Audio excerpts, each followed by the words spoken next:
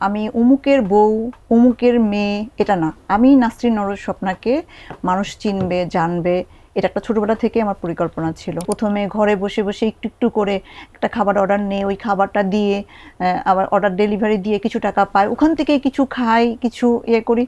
খাই মানে কি আসলে বাচ্চাদের পড়ার খরচ, আমার হাজবেন্ডের টেক কেয়ার করার পর খাওয়ার আর অবস্থা সেরকম থাকে না। মা ছাড়া মনে হয় এরকম স্বার্থহীন কেউ কাজ করতে পারবে না। আমি তার জন্য অনেক কৃতজ্ঞ যে সে আজকে 9টা মাস ধরে আমার মাথায় হাত তুলে কাজ করতেছে, যখন আমার সামনে রাস্তা প্রশস্ত করে দিছে। Prime Bank presents legacy with MRS season 3-তে আপনাদের সবাইকে স্বাগত। আয়োজনে প্রথমআলো.com। আপনাদের সবার সাথে আছে আমি মোহাম্মদ রিদওয়ানুল হক, নোন অ্যাজ MRH। আমাদের legacy with MRS season 3 is very special to me, কারণ এই সিজনে আমরা এমন সব মানুষদেরকে মিট করবার চেষ্টা করেছি যারা শূন্য থেকে শুরু করেছেন, যাদের স্বপ্ন আকাশ ছোঁয়া, পরিশ্রম করছেন, এবং পার্টিকুলারলি যারা এসএমই উদ্যোক্তা, তাদেরকে নিয়ে এই শো আমাদের podcast 3 legacy with MRS season 3। আমাদের আজকের অতিথি এমন একজন উদ্যোক্তা যার কখনো ইচ্ছা ছিল না উনি ব্যবসা করবেন, যার স্বপ্ন সেটা কখনোই ছিল না। ধীরে ধীরে তিনি তার স্বপ্নের পথে হাঁটা শুরু করেছেন, এবং যখন স্বপ্নের পথে হাঁটা শুরু করলেন, তার ছিল একটি রান্নাঘর, তার ছিল একটি পরিবার, এবং তার এই যে পরিশ্রম এবং দৃঢ় সংকল্প, সেটি হয়েছে তার স্বপ্নের পাথেও। আমাদের আজকের অতিথি ক্যাফে দোতলার স্বত্বাধিকারী নাসরিন নরওয়াজ স্বপ্না। স্বপ্নাপা, আপনাকে অনেক স্বাগত আমার সাথে। ভালো আছেন? ভালো আছি। আমরা কথা বলছিলাম একটি রান্নাঘর, একটি পরিবার, এবং তার সাথে এখন স্বপ্ন। একটু শুরু করতে চাই আপনার মোহাম্মদপুরের দিনগুলোর কথা, যখন আপনি একজন সাধারণ গৃহবধূ ছিলেন। কিভাবে আপনি মনে করলেন যে আপনার ব্যবসা আসা উচিত? নিজেকে পরিচিত করার জন্য। আমি অমুকের বউ, অমুকের মেয়ে এটা না। আমি নাসরিন নরওয়াজ স্বপ্নাকে মানুষ চিনবে, জানবে, এটা একটা ছোটবেলা থেকে আমার পরিকল্পনা ছিল। সেলফ আইডেন্টিটিটা এস্টাবলিশ করা। ঠিক আছে। হঠাৎ করে যখন বিয়ে হয়েছে, সংসার হলো, তখন থেকে মনে মনে পরিকল্পনা যে আমি কিছু করব যেটাতে আমার পরিচয় থাকবে, আমাকে সবাই চিনবে। তখন সংসারের পাশাপাশি আমি ঘরে বসে টুকটুক করে পটারি ডেকোরেশন করতাম। আচ্ছা। দূরপাট একটা দেশ টিভিতে একটা প্রোগ্রাম হইতো, দূরপাট, যেখানে নারী উদ্যোক্তাদের ডেভেলপ করার জন্য, ছোটখাটো ঘরে বসে ব্যবসা করার জন্য ওরা বিভিন্ন ধরনের প্রোডাক্ট তৈরি করা দেখায়। সেখান থেকে প্রথমে আমার ব্যবসাটা শুরু হয়। ঘরে বসে বসে আজকে হাজবেন্ড 20 টাকা দিয়ে যাচ্ছে, কালকে 50 টাকা দিয়ে যাচ্ছে। একদিন রং কিনতাম, আরেকদিন একটা পটারি কিনতাম, নিজে নিজে ডেকোরেশন করতাম দেখে দেখে। এই আমার শুরু হয় যে কাজের স্পিড। ফাইন। তখন থেকে একটু একটু করে 2 মাস 3 মাসের মধ্যে আমি মোটামুটি অনেক প্রোডাক্ট তৈরি করে ফেলি। এবং প্রথমে আমি যে হাউজিং এ থাকি, সেই হাউজিং এর নিচে একটা ছোট ফেয়ার দেই বৈশাখের প্রোগ্রামে।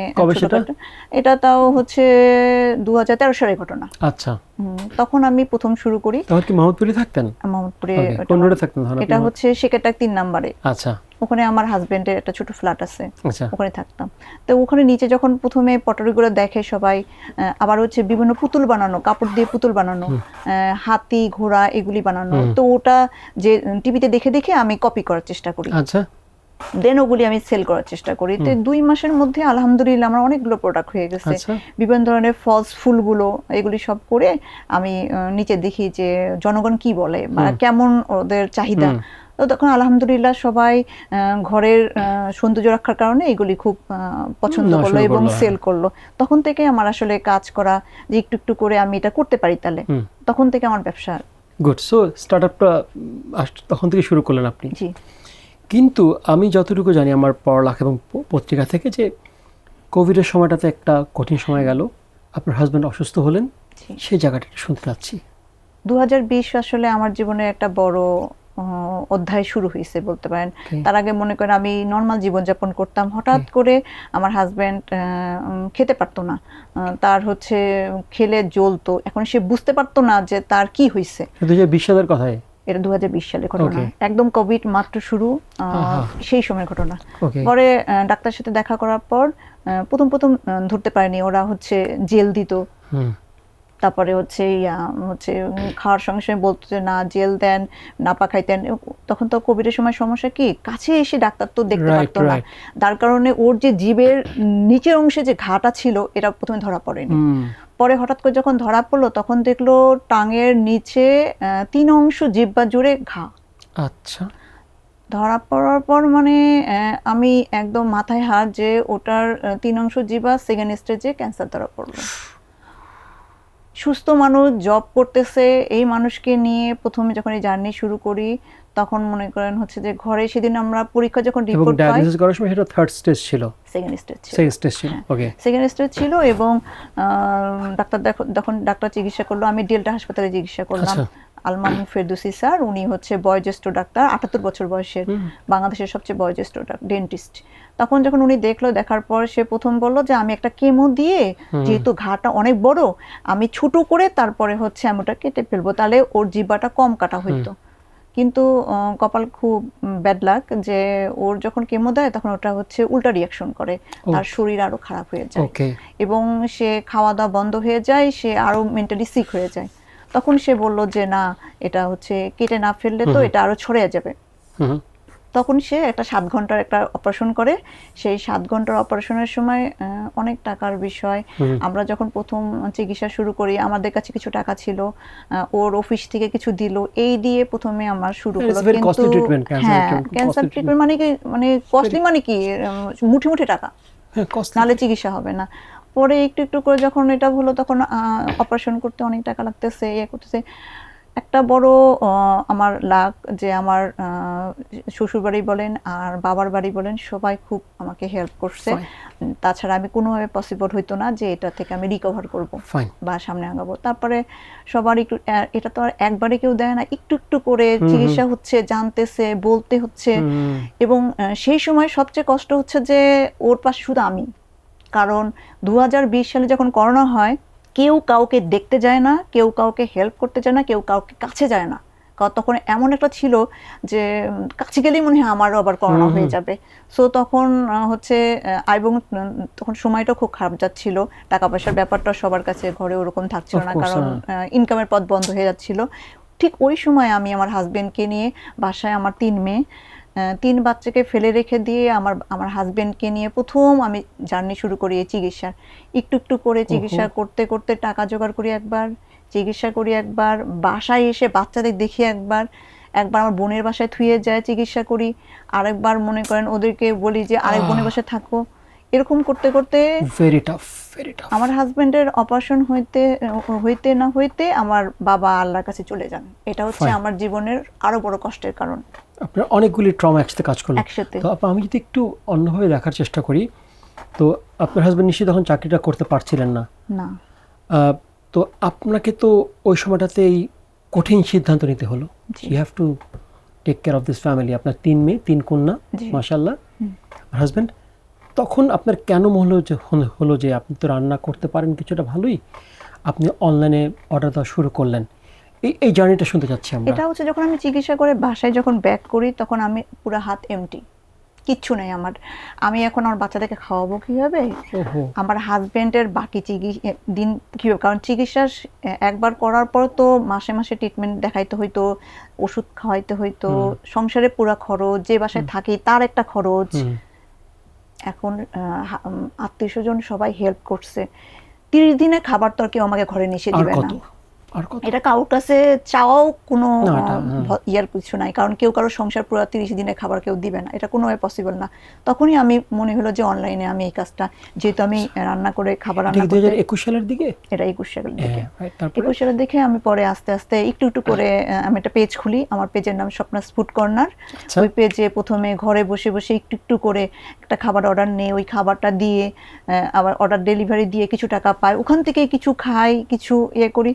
খাই মানে কি, আসলে বাচ্চাদের পড়ার খরচ, আমার হাজবেন্ডের টেক কেয়ার করার পর খাওয়ার অবস্থা সেরকম থাকে না। এটা আসলে ঘরের ভিতরে বিষয়, বাইরে এটা বলার মতো অবস্থা না। আর একটা ছেলে মানুষকে আল্লাহ তৈরি করছে যে তার বিয়ে করে বউকে টেক কেয়ার করবে, তার অন্ন বস্ত্র বাসস্থান দিবে, কিন্তু একটা মেয়ে হয়ে একটা অসুস্থ স্বামী চিকিৎসা করা, 3টা বাচ্চার লেখাপড়ার খরচ, আমার মনে হয় না কোনোভাবে পসিবল। Very difficult.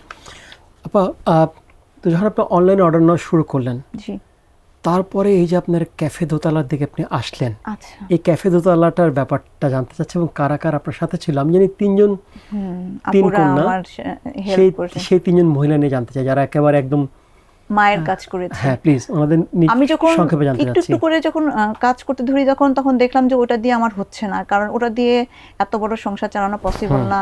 আর তাও একটা দিকে বেঁচে গেছিলাম, আমার হাজবেন্ড একটা ছোটখাটো ফ্ল্যাট ছিল, আমার শ্বশুর আব্বা দিয়ে গেছেন, বাসা ভাড়া দিতে হতো না, বাসার ভাড়াটা দিতে হতো না, এই জন্য আমি অনেক বাচ্চা বেঁচে গেছি। আমার শ্বশুরকে তাকে আল্লাহ তাদের বেস্তবাসী করে তারা মারা গেছেন, এই একটা ব্যবস্থা করে দিয়ে গেছেন। তখন আমি এটা পারতেছিলাম না তখন। আর যখন আমার হাজবেন্ডের সবাই চিকিৎসা দিয়ে হেল্প করছে, তখন করার পর আর কতই আর করবে, কত করা যায়, তখন আমি যে কিছু করে খাবো, কিছু করতে গেলে তো ফিনান্সের দরকার হচ্ছে। তখনই আমার খালাতো ভাইয়ের বউ তানজিরা নাহিদ প্রথমে উনি হাত বার যে আমি আমার দোতলা একটা আউটলেট, তানজিরা নাহিদ এবং ওরা 3 ফ্রেন্ড, নাসরিন শিকদার হেনা এবং আইরিন মাহমুদ, ওনারা 3 কন্যা, ওনাদের পোশাক বাই তান্নাস একটা হচ্ছে তাদের একটা পেজ আছে এবং তাদের একটা আউটলেট আছে ধানমন্ডি 32-এ 670 নম্বর বাসা, ক্যাফে দোতলা, ক্যাফে দোতলা ওটা। তো ওই দোতলার পাশে আমাকে হচ্ছে একটা রুম, বারান্দা আর একটা কিচেন দেয়, এই ক্যাফে দোতলা বাই স্বপ্নাস ফুড কর্নার করার জন্য অফার দেয়। যখন আমাকে আমার সেই ভাবি তানজিরা নাহিদ যখন এই অফারটা দেয়, আমি তখন মাত্র আমার কাছে 5,000 টাকা ছিল। একটা ক্যাফে করার পিছনে কত টাকা লাগে সেটা মনে হয় সবাই মোটামুটি একটু আন্দাজ করতে পারে। সেখানে আমার দ্বারা ওটা হবে, অনেক স্বপ্ন দেখতাম যে এবার মনে হয় আমি কিছু করতে পারবো। তখন আমি ভাবিরে বললাম যে ভাবি আমি এটা কিভাবে করব, আমি 5,000 টাকা দিয়ে 5,000 টাকা আমার কাছে, আমি কিভাবে করব, আমি কিভাবে শুরু। তখন আমাকে সে মা ছাড়া মনে হয় এরকম স্বার্থহীন কেউ কাজ করতে পারবে না। আমি তার জন্য অনেক কৃতজ্ঞ যে সে আজকে 9টা মাস ধরে আমার মাথায় হাত বুলিয়ে কাজ করতেছে, যখন আমার সামনে রাস্তা প্রশস্ত করে দিছে। উনি নাসরিন শিকদার হেনা এবং একজন হচ্ছে আপনার খালাতো ভাইয়ের বউ আর ওনার 2 ফ্রেন্ড, এরা 3 জন মিলেই আমাকে বিভিন্নভাবে, বিভিন্ন উপায়ে, বিভিন্ন শিক্ষায় এই ক্যাফেটা বেড়ে ওঠাতে সাহায্য করছে। আর তানজিরা নাহিদ উনি তো আমার ভাবি, উনি আমার মার মতো কাজ করছে। এটা খুবই আনইউজুয়াল, কোনোভাবে পসিবল না। তারপরে আমার এই 3 জন মিলে প্রথমে ভাবি বলল তুই কোনো চিন্তা করিস না, আমি তো আছি তোর পাশে। তারপরে নাসরিন শিকদার হেনা আপু বলছো তুই চিন্তা করিস না, আমরা তো আছি তোর সাথে। পরে আমি ওই সাহসে আমি রাস্তার সামনে আগাই। আমি এটা কোন সালে? এটা হচ্ছে গত বছর অক্টোবর মাসে। আচ্ছা, 1 বছরের মতো। হ্যাঁ, 1 বছর অলরেডি হয়ে যাচ্ছে। সে প্রথম শুরু করি এবং ওটা তো একটা রেসিডেন্সিয়াল এরিয়া, ওটা কমার্শিয়াল এরিয়া না। সেখানে একটা ফ্ল্যাট বাড়ির মধ্যে ওনাদের একটা আউটলেট, 12 থেকে 15 জনের একটা আউটলেট, তার পাশে আমার এই ছোট্ট ক্যাফেটা অবস্থিত। তো ওইখানে যখন প্রথম শুরু করি তখন মনে করেন 2 জন 1 জন মানুষ মাত্র আসা শুরু করলো। ওখানে তো অত বেশি জনগণের সমাগম করা যায় না, আমরা আরো বেশি করে ব্যানার দিতে পারি না, ওভাবে তো দেওয়া পসিবল না। তখন কি করলো ওই আমার ভাবি যে নাসরিন তানজিরা নাহিদ, উনি একটু একটু করে এটা বুস্ট করার চেষ্টা করলো, জনগণকে জানানোর চেষ্টা করলো, ইনস্টাগ্রামে হচ্ছে প্রচার করার জন্য চেষ্টা করলো, জানি মানে আমার কাস্টমার আসে। তারপর ওনারা টেবিল চেয়ার থেকে শুরু করে ফ্রিজ থেকে শুরু করে সবগুলি ওনারা প্রোভাইড করছে আমাকে। এবং আমি একেবারে একদম নিঃস্বার্থভাবে কোনো, সে আমার কাছে আজ পর্যন্ত, আজকে আমার 1 বছর হয়ে যাচ্ছে, কোনোদিন বলেনি তুই আমাকে 1টা টাকা দে। এটা মানে আমি তার যতদিন বেঁচে থাকবো, ইউ আর হেভিলি ব্লেসড, অনেক ব্লেসড। মানে আমি তাকে সারা জীবন দোয়া করে যাব তার জন্য। সে সব সময় আমার কোনটা সমস্যা, আমার কি লাগতেছে, আমার হাজবেন্ড কখন অসুস্থ হচ্ছে, আমার হাজবেন্ডের কখন কি লাগবে, আমার বাচ্চারা লেখাপড়া করতেছে, লেখাপড়ার ফিস আমি দিতে পারতেছি ভেরি ডিফারেন্ট হিউম্যান বিং।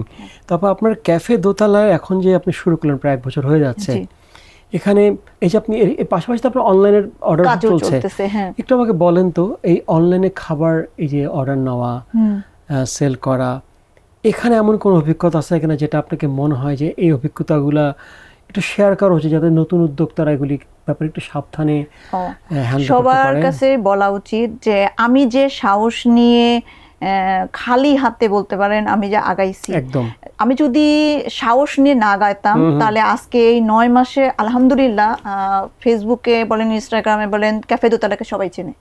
আলহামদুলিল্লাহ। তো সাহস না নিলে কিন্তু কোনো কাজই করা সম্ভব না, এবং আশা থাকতে হয় বেশি, আশা না থাকলে হয় না। আমি কিভাবে প্রথম শুরু করছি, আমার কাছে মনে করেন আজকে ইনকাম হয়েছে আজকে 500 টাকা, আমার কালকে বাজার করতে হবে, আমি মুদি দোকান থেকে একটু বাকি নিলাম, হয়তো হচ্ছে পাশে একটা ফ্রেন্ডের কাছ থেকে 1000 টাকা নিলাম, বাজার করে আসলাম, বাজার করলাম, বাজার করে ইনকাম করে যেটুকু টাকা পেলাম আবার ওকে একটু ওটা দিচ্ছি, দিয়ে আবার এইভাবে আমি শুরু করছি। কারণ আমার কাছে তো অত ফিনান্স ছিল না। তারপরে মাঝে মাঝে হেল্প করলে তখন আবার আপারাও, এটাও আপারা ফিনান্সও আপারা হেল্প করতে। তো সবার তো এরকম ভাবি থাকবে না, সবার তো এরকম ভাবির বান্ধবী থাকবে না, তারা কি করবে? তারা কি করবে? তাদের কাছে আমার একটা কথা, যে ভয় পাবেন না। এই যে আমি বললাম যেভাবে বাজার করলাম, কারণ ওরা যখন আমাকে এত বড় ক্যাফে দিচ্ছে, ওনার কাছে প্রতিনিয়ত আমি বলতে পারি না যে আপনি আমাকে আজকে 5000 টাকা দেন, কালকে 2000 টাকা দেন, এটা বড় পসিবল না। তখন আমি কি করতাম, ওই যে মুদি দোকান সামনে পরিচিত আছে, ভাই আমি এটা কাজ করতেছি। আর যখন আমরা এরকম নারী উদ্যোক্তারা কাজ করি, তখন কিন্তু ওরা হচ্ছে হোলসেল প্রাইসে আমাদেরকে ওরা হেল্প করে। আমার যেমন যেখানে আমার মোহাম্মদপুর বাসা, আমার যে কৃষি মার্কেট যে দোকানগুলো আছে, ওরা সবাই পরিচিত।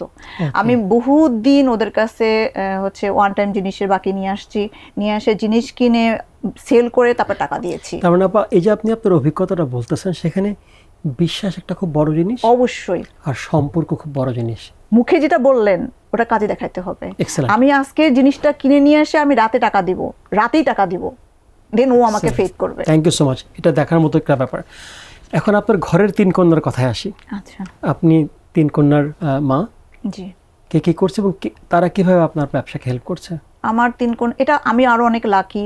একদিকে লাকি হচ্ছে আমার হাজবেন্ডকে নিয়ে, যে মানুষের হাজবেন্ড থাকে যে বিয়ের পর যদি কি বলবো স্বাধীনতা না দেয়, তাহলে কোনো মেয়ে কোনো দিন ডেভেলপ করতে পারে না, কারণ তার একটা ফ্যামিলি আছে, শ্বশুর বাড়ি আছে। আমার হাজবেন্ড, আমি খুব লাকি, সে আজ স্টিল নাও এখন পর্যন্ত বলে না যে তুমি ওইখানে গেলা কেন, কি কারণে গেলা, যাবা না। এটা আমার জীবনের সবচেয়ে বড় পাথেয়। এবং তারপরে হচ্ছে আমার 3 কন্যা। মাশাআল্লাহ। বাসায় বসে সারা, আপনি দেখে বুঝতে পারবেন না, আমি যে হাউজিংয়ে থাকি, আমি একটা হাউজিংয়ে থাকি, 32টা বিল্ডিং, ওখানে ওনারা আজ পর্যন্ত বলতে পারে না যে এই মেয়ে ঘরে মুড়ি দিয়ে খাচ্ছে, কিন্তু পাশের বাড়ি মানুষ টের পাচ্ছে না। এটা আমার ব্যক্তিত্ব। ওই ব্যক্তিত্ব না থাকলে তো আমি বাঁচবো না। তখন ওই আমার 3 বাচ্চা হচ্ছে, বড়টা ফুড অ্যান্ড নিউট্রিশনে হোম ইকোনমিক্স এবার ফাইনাল ইয়ার, ওকে, আর সেকেন্ডটা এবং থার্ডটা হচ্ছে 1 বছরের ডিফারেন্স, ওরা এবার এসএসসি মানে পরীক্ষা দিছে 2026-এ।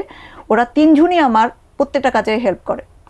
ক্যাফে দোতলাতে আমি বর্তমানে এখানে কাজ করতেছি, আমার ছোট 2টা মেয়ে ক্যাফে চালাচ্ছে এই সময়টাতে।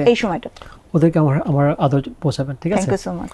আচ্ছা আপা, একটু আমাকে বলেন তো, ঢাকাতে আমরা প্রচুর ক্যাফে দেখি, প্রচুর রেস্টুরেন্ট দেখি, কিন্তু আমরা অনেকেই জানি না যে কত ক্যাফে বন্ধ হয়ে যায়, কত রেস্টুরেন্ট বন্ধ হয়ে যায়। সবাই দূর থেকে মনে করি ক্যাফে রেস্টুরেন্ট ব্যবসাটা খুব সোজা, অনেক লাভ। ব্যাপারটা ঠিক তা তো না। এই ব্যবসার চ্যালেঞ্জগুলো কি কি? এই চ্যালেঞ্জ হচ্ছে 2টা। একটা হচ্ছে যে আপনি যে ফুডটা ওদেরকে খাওয়াবেন, এটা অন্যান্য ক্যাফের থেকে একটু আলাদা হইতে হবে, যেটা আমি ফিল করি। যেমন দোতলার একটা হচ্ছে আছে যে ওটা হচ্ছে বাঙালিয়ানা। আমার ভাবি ওই পুরো দোতলাটাকে বাঙালি, এবং ওই বাসাটা প্রায় 72 বছর আগের একটা বাসা। ওদের ওখানকার ডেকোরেশন, ছবি, এগুলো অনেকেই যায় ছবি তুলতে যায়। ওই ক্যাফেটা এবং দোতলাটার বারান্দাটা সবাই হচ্ছে ছবি তোলে এবং আনন্দ সময় পার করে। ওটা পুরোটাই বাঙালিয়ানা, এবং পুরো গামছা কেটে কেটে ডেকোরেশন করা, মানে ওইটার পুরো জিনিসটাই অন্যরকম। সেরকম খাবারটা ওই রকম আমার হচ্ছে বাঙালিয়ানা। তো আমি যে খাবারটা খাওয়াবো, আমি মোমো বিক্রি করি, আমার মোমোটা একটু অন্য টাইপের। অন্য কোনো জায়গায় যে মোমোটা বিক্রি হচ্ছে ওর থেকে যদি আমারটা ডিফারেন্ট না হয়, তাহলে কাস্টমার তো কেন যাবে? আমার খাবারটা যদি অন্যান্য জায়গা থেকে একটু অন্য, আমি একটা চা দিই, মশলা চা, ওটা আমার একটা থাই চা বলে, তো ওই চাটা আমার পুরোটাই অন্যরকম। কেউ যদি খেতে আসে বুঝতে পারে না যে ওটার মধ্যে আমি কি দিছি। ওকে, কালকে একটা কেক বানাইছি আমি, কেকটার দিকে কালকে আমার ভাবির জন্মদিন ছিল। আচ্ছা, আপনার সেই ভাবি? আমার সেই ভাবি। আমি আগের দিন থেকে আমার চিন্তা ভাবনা যে আমি, তার তো আল্লাহ অনেক কিছু দিছে, সে অনেক বড় মনের মানুষ, অনেক বড় একজনের ওয়াইফ, বড় একজন বাবার মেয়ে, তার তো সবই আছে। তাই আমি ওই যে আমরা বললাম যে এটাই আমার হচ্ছে ক্যাফের অন্যরকম একটা ব্যাপার, আমি তাকে এমন একটা জিনিস খাওয়াবো যেটা সে খায়নি বা তার কাছে অন্যরকম ভালো লাগবে। কালকে আমি একটা হচ্ছে চিজ ক্রিম দিয়ে একটা মালাই কেক করে খাওয়াইছি। মালাই কেক? হ্যাঁ, মালাই কেকটা চিজ ক্রিম দিয়ে। তার খুব পছন্দ হয়েছে। তা আমি এটা কি আপনাদের ক্যাফে দোতলায় পাওয়া যাবে আমরা গেলে? 100%। এবং আমাকে আপনারা আমার ক্যাফে দোতলায় যাই খাবেন আমাকে খালি একদিন আগে আমাকে ইনফর্ম করতে হবে, তাহলে আমি সেটাই খাওয়াবো, আমি আমার মতো করে। Thank you. এই আর কি। তো এই জন্যই চ্যালেঞ্জটা এটাই যে অন্য জায়গা থেকে একটু অন্যরকম। আর একটা জায়গায় কাজ করলে আমি তো ফ্রেশ তা না, ভুল আমার হবেই। সেজন্য আমি সব সময় কাস্টমারদের সাথে হ্যাপি একটা সম্পর্ক বজায় রাখার চেষ্টা করি। এটা বড় একটা ব্যাপার, ব্যবহারটা অনেক বড় একটা ফ্যাক্ট। কারণ আমার এখানে যারা আসে আলহামদুলিল্লাহ কাস্টমাররা আমার বিহেভিয়ারের জন্য আলহামদুলিল্লাহ বলে। তো এটা অবশ্যই একটা চ্যালেঞ্জের বিষয়। অনেক জায়গায় ব্যবহার খারাপ থাকে দিয়ে বসতে পারে না, বা আমি এটা অন্যায় করে ফেললাম বা আমি এটা ভুল করে ফেললাম, আমি সবসময় সরি বলি। এটা অনেক বড় একটা চ্যালেঞ্জের বিষয়। Thank you so much. স্বপ্নাপা, প্রথম আলোতে আমার গল্প আমার শক্তি এই ফিচারটা আপনি কিনে করা হয়েছিল একবার না? জি। এই প্রথম আলোতে আপনি কিনে যে লেখাটা হলো সেটা কি আপনার জীবনের একটা অনেক বড় টার্নিং পয়েন্ট না? অবশ্যই। হ্যাঁ, সেটার কারণে আপনার বন্ধুরা আপনার যে সেই বিশেষ ভাবি আপনাকে কিভাবে অ্যাপ্রিশিয়েট করা শুরু করলো, আপনার পরিচিত মানুষজনরা? অবশ্যই। এই যে যারা তখন দেখছে, বিশেষ করে আমার যে নাসরিন শিকদার হেনা, উনি কিন্তু আমাকে মেইনলি এখানে নিয়ে আসছে। এটার খবরটা আমি জানতাম না। তাই আমার বিভিন্ন কাজের পিছনে একজনের অবদান আছে, তার মধ্যে নাসরিন শিকদার হেনা, ওই আপুটাই আমাকে। আজকে সে অনেক খুশি হতো, সে দেশের বাইরে, সে যখন দেখবে সে অনেক খুশি হবে যে তার ওখান থেকে আমি এখানে আসছি। এবং এটা দেখার পর সবাই আমাকে প্রশ্ন করছে, কারণ আমি যখন ছবিটা পোস্ট করবো আমার ফেসবুকে, অবশ্যই তখন মানুষ জানবে যে ওখানে কেন গেছিল, কি জন্য, কি এটা তো অবশ্যই একটা প্রচারের বিষয়। আর কোনো কিছুই হচ্ছে খারাপ যায় না বা লস জিনিসটা না, মানে ব্যবসার ক্ষেত্রে বলা যায় লস না। আমি প্রত্যেক জায়গায় যখন কাজ করতে যাব বা প্রত্যেক জিনিস যখন করতে যাব, ওটা থেকে আমার জিনিসটা আর বাড়বে। আজকের এই যে প্রোগ্রামটা, এটার জন্য প্রথম আলোকে অনেক অনেক ধন্যবাদ যে আমাকে তারা পছন্দ করছে বা আমার এই গল্পটাকে তারা অর্জন করেছেন। হ্যাঁ, এটার জন্য প্রথম আলোকে অনেক ধন্যবাদ। এবং এটার কারণে দেখবেন যে আলহামদুলিল্লাহ অনেক মানুষ আমাকে ফোন দিবে, অনেক মানুষ আমাকে জানবে যে কিভাবে গেছো, কি জন্য গেছো, কি তোমার সাফল্য। লাস্ট প্রশ্ন আপনার কাছে, আপনার ক্যাফেতে যদি আমি আমার ফ্যামিলি নিয়ে খেতে যাই, কোন মেনুটা আমি খাবো এবং কেন খাবো? আমার ওখানে খেলে আপনার বাচ্চারা এবং ভাবি, আমার একটা খুদে ভাত ভর্তা আছে। খুদে ভাত ভর্তা? হ্যাঁ, খুদে ভাত ভর্তাটা খাবেন, ওটার সাথে একটা হচ্ছে আচারি সালাদ আছে একটা, আর একটা চাটনি হবে। তো এইটা অন্যরকম, এটা কোথাও খাননি। মনে রাখলাম। আমাদের শো প্রায় শেষ হয়ে গেছে আপা, আপনি আমাদের রিমার্কস থেকে একটু কমেন্টস লিখবেন, কেমন লাগলো? জি প্লিজ।